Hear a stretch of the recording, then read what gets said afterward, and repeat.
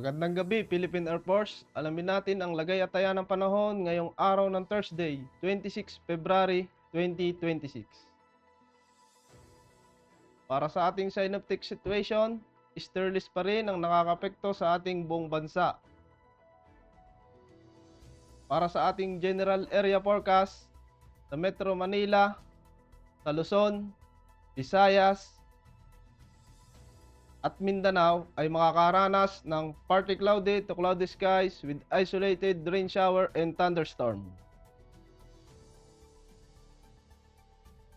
Para sa ating 3 days weather outlook, sa Metro Manila, Cavite, Lipa City,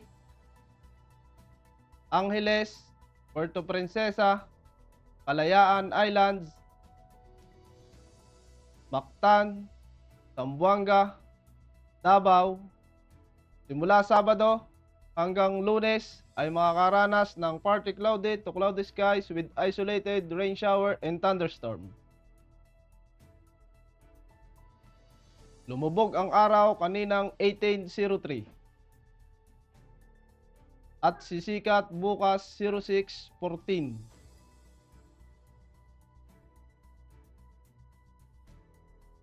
Para sa ating moon illumination, meron tayong 72%.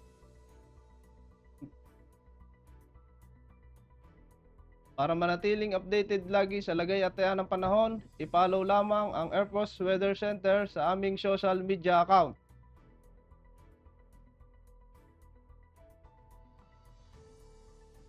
Ang ngalan ng aming commanding officer na si Colonel Alvin John Q. Gador, PAP GSC. Ako si Sergeant Christian J. De La Vega, Philippine Air Force, ang weather broadcaster ng Air Force Weather Center. Muli, magandang gabi, Philippine Air Force.